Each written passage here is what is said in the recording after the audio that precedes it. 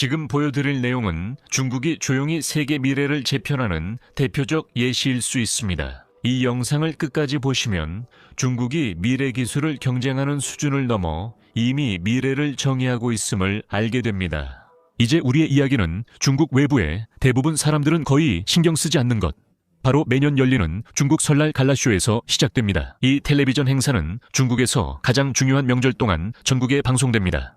그리고 이건 평범한 TV쇼가 아닙니다. 이것은 전 세계에서 가장 많이 시청되는 방송 중 하나로 모든 미디어 플랫폼을 합쳐 230억 회 이상의 조회수를 기록합니다. 중국 가족들은 함께 모여 음악, 춤, 코미디 공연을 보며 새로운 음력 한 해의 시작을 기념합니다.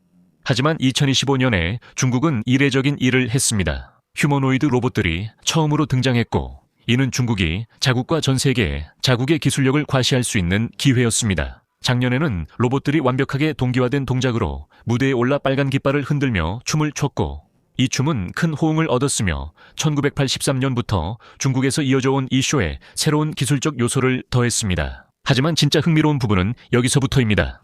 12개월 만에 2026년 춘절 갈라쇼에서 새로운 시리즈의 휴머노이드 로봇이 공개됐습니다. 그리고 중국 엔지니어들이 단 1년 만에 이뤄낸 엄청난 발전을 한번 보세요. 이 로봇들은 완벽한 정밀함으로 움직였고, 로봇이 보여준 것 중 가장 복잡한 동작들까지도 완벽하게 수행했습니다. 이 로봇들은 백플립을 완수하고 고급 쿵푸 동작을 선보였으며, 심지어 전속력으로 달려 벽을 차고 공중 제비를 돌고 완벽한 균형으로 착지하기까지 했습니다. 하지만 이 화려한 장면 뒤엔 냉철한 산업 전략이 있습니다. 베이징은 고령화, 노동력 해결과 생산성 향상을 위해 로봇 산업에 베팅하고 있습니다. 올해 쇼의 뒤에는 유니트리, 갈봇, 노틱스, 매직랩 등 중국을 대표하는 4개의 로봇 기업이 있었습니다. 지난해 전 세계적으로 총 13,000대의 휴머노이드 로봇이 출하되었습니다. 놀랍게도 그중 90%를 중국이 차지했습니다. 모건 스탠리는 올해 중국산 휴머노이드 로봇 판매량이 28,000대로 2배 이상 증가할 것으로 예상하고 있습니다. 하지만 우리가 정말로 주목해야 할 것은 중국의 시진핑 주석의 행보입니다. 그는 지난해에만 5명의 로봇 스타트업 창업자들과 만남을 가졌습니다. 이 점은 주목할 만합니다. 왜냐하면 중국의 시진핑 주석은 인공지능이나 반도체처럼 중국의 국가적 야망에 중요한 기업들과만 만남을 갖기 때문입니다. 다시 한번 우리는 중국이 우리 세계의 미래에 지대한 영향을 미칠 새로운 산업에서 앞서 나가는 모습을 보고 있습니다. 이 차트만 봐도 중국 기업인 유니트리와 아기봇이 얼마나 놀라운 격차로 앞서 나가고 있는지 알 수 있습니다. 반면에 테슬라를 포함한 미국 로봇 기업들은 지금까지 총 450대의 로봇만을 출하했습니다. 미국에서 가장 성공한 기업가인 일론 머스크조차도 중국의 발전이 정말 엄청난 수준이라고 말한 것으로 알려졌습니다. 그리고 솔직히 말해서 일론의 말이 정말 정확합니다. 지금 이 순간에도 아마존에 들어가서 이런 중국산 로봇을 주문하면 미국 집까지 배송받을 수 있다는 말입니다. 이것이 바로 선도자 이점입니다.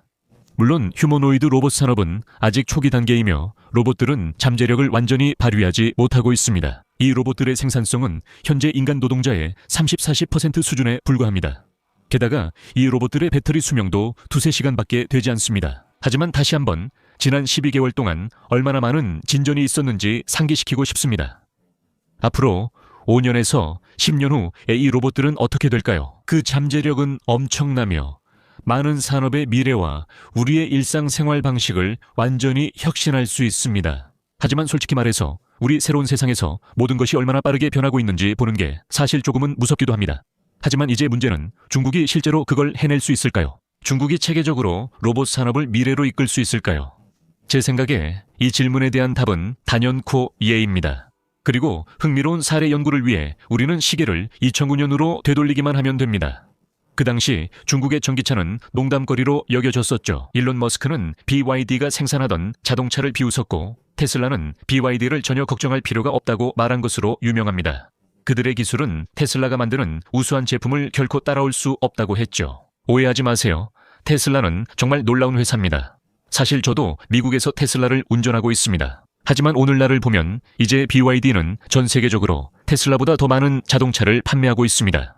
그리고 중국은 전기차 산업의 세계적인 선두주자로 자리매김했습니다. 그리고 이것이 바로 중국 정부와 그 나라가 미래 경제의 중요한 산업을 결정하는 능력을 과소평가할 때 일어나는 일입니다. 중국이 특정 산업을 우선시하면 기업들은 그 요구를 충족하려 동기부여를 받고 유리한 세금 정책도 받습니다. 창업자들은 혁신을 최대한 빠르게 추진할 수 있도록 정부로부터 보조금을 받습니다.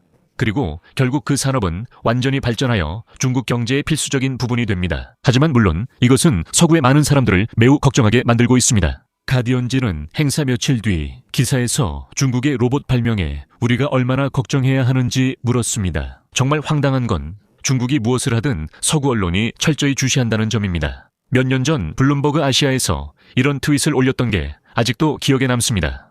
중국이 세계 어느 곳보다 더 빠르고 저렴하게 암을 치료하고 있다고 모두에게 경고했던 내용이었죠. 일부에서는 중국의 빠른 진행을 우려합니다. 어이가 없지만 여기엔 재미있는 아이러니가 있습니다. 지금 중국의 로봇에 대해 공포를 느끼는 사람들 중 상당수는 불과 몇 년 전만 해도 중국이 제대로 된 AI 기반 모델을 만들지 못한다고 비웃던 사람들이죠. 처음에는 사람들이 중국은 혁신할 수 없다고 주장합니다. 중국을 모방만 한다더니 이제 우리가 망했다는 말이 나오네요. 하지만 이런 반응 모두 도움이 되지 않습니다. 저는 중국 샤오미에서 근무했고 인텔의 창립 멤버였던 중국 엔지니어 레이 쉬가 쓴 놀라운 기사를 발견했습니다. 그는 춘절갈라 로봇이 화제가 되었지만 해석이 잘못되었다고 말합니다. 오늘 내용의 전체 기사와 모든 출처는 설명란에 링크해 두겠습니다. 하지만 레이 쉬는 이 논쟁의 핵심을 명확히 짚어줍니다. 그는 중국이 로봇 분야에서 선도하는 이유는 미국이 인공지능 분야에서 선도하는 이유와 같으며 바로 인프라 때문이라고 말합니다. 미국은 세계에서 가장 많은 AI GPU를 보유하고 있어서 미국 연구소들은 더 대담한 AI 실험을 할 수 있습니다. 중국은 세계에서 가장 밀집된 하드웨어 공급망 덕분에 중국 팀들이 더 많은 로봇을 망가뜨리고 더 엉뚱한 시도도 해보고 빠르게 회복할 수 있습니다. 중국이 지난 12개월간 로봇 기술을 빠르게 발전시킨 것은 천재성 외에도 저렴하게 실패하고 빠르게 회복할 수 있었기 때문입니다. 저는 거의 20년 동안 중국에서 일하고 여행해왔는데 대부분의 서양인들은 중국의 국내 공급망이 얼마나 발전했는지 전혀 모릅니다. 선전 주변의 주강 삼각주, 그리고 유니트리가 실제로 위치한 상하이와 항저우 주변의 양쯔강 삼각주를 살펴보십시오. 이 두 지역 클러스터는 모터, 센서, 액추에이터, 그리고 맞춤형 회로 기판을 마치 치트키를 쓴 것처럼 빠른 속도로 생산합니다. 유니트리 같은 중국 로봇 회사가 새로운 관절 설계를 테스트하거나 로봇 부품이 필요할 때 정말로 그냥 거리로 나가기만 해도 필요한 모든 부품을 구할 수 있습니다. 몇 년 전 저는 중국의 놀라운 섬유 회사를 소개하는 유튜브 영상을 만들었습니다. 그 회사의 이름은 칼리토이고 중국인과 노르웨이인 2명의 기업가가 소유하고 있습니다. 이 영상은 유튜브에서 130만 회 넘는 조회수를 기록했으며 제가 만든 영상 중 가장 좋아하는 작품입니다. 중국 공장의 운영 방식을 직접 볼 수 있었기 때문입니다. 칼리토와 중국 전체 섬유 산업이 이렇게 성공할 수 있었던 이유는 바로 인프라 덕분입니다. 칼리토 팀이 단추, 원단, 실 또는 섬유에 필요한 어떤 재료든 필요하다면 그 모든 것이 공장에서 차로 30분 이내 거리에 있습니다. 이것이 바로 중국의 강점이며 수많은 산업 중에서 이렇게 빠르게 발전하는 이유입니다. 하지만 중국 정부의 재정 지원은 어떨까요? 이것도 우리가 바로잡아야 할 또 다른 흔한 오해입니다. 비평가들은 종종 중국 최대의 기술 기업인 화웨이를 지목하며 이들이 성공한 주요 이유가 중국 정부로부터 지나치게 많은 재정 지원을 받았기 때문이라고 비난합니다. 하지만 이런 생각은 아니랍니다. 미국도 가난한 나라가 아니기 때문입니다. 실리콘밸리는 현재 중국 벤처 생태계보다 훨씬 더 많은 자본과 막대한 자금력, 그리고 훨씬 더 정교한 투자자들을 보유하고 있습니다. 만약 이것이 단순한 지출 경쟁이라면 미국이 쉽게 이길 것입니다. 하지만 미국과 중국의 차이는 가진 돈의 양이 아니라 그 돈으로 얼마나 많은 것을 할 수 있느냐입니다. 레이 씨가 계속 설명합니다. 베이 에어리어에서는 100만 달러로 몇 달치 운영 자금과 아마도 한 번에 주요 하드웨어 개선밖에 할 수 없습니다. 하지만 선전에서는 같은 100만 달러로 10번의 개선을 할 수 있습니다. 같은 엔지니어, 같은 아이디어지만 결과물은 완전히 다릅니다. 그래서 일론 머스크가 인간형 로봇에 올인하고 테슬라가 로봇 판매가 정말로 규모를 갖춘다면 언젠가 25조 달러의 시가총액에 도달할 수 있다고까지 말하지만 그는 의미 있는 생산이 시작되기까지는 최소 2년은 더 걸릴 것이라고 인정합니다. 그리고 이렇게 빠르게 진화하는 산업에서 2년은 정말 긴 시간입니다. 왜냐하면 우리가 여기서 이야기하는 것은 단순한 틈새 기술 제품이 아니기 때문입니다. 만약 인간형 로봇 산업이 많은 분석가들이 예상하는 대로 규모를 갖춘다면 이 산업은 반도체 산업에 필적할 수 있고 전 세계 경제에서 가장 크고 수익성 높은 분야 중 하나가 될 수 있습니다. 차이점은 중국이 이미 수년간 앞서 나가고 있다는 것이고 그 격차는 좁혀지지 않고 오히려 더 벌어지고 있다는 점입니다. 그리고 그 이유는 한 단어로 설명할 수 있습니다. 바로 인프라입니다. 공학의 장기적 이점은 과대 광고가 아니라 반복에서 나옵니다. 더 빨리 만들고 테스트하고 실패하고 다시 만드는 나라가 결국 승리합니다. 지금 중국은 바로 그런 것을 가능하게 하는 생태계를 구축했습니다. 그래서 중국의 로봇공학 분야에서의 우위가 일시적인 것이 아닐 수도 있습니다. 구조적인 우위가 될 수도 있습니다. 그리고 이것은 단순히 로봇공학에만 적용되는 것이 아닙니다.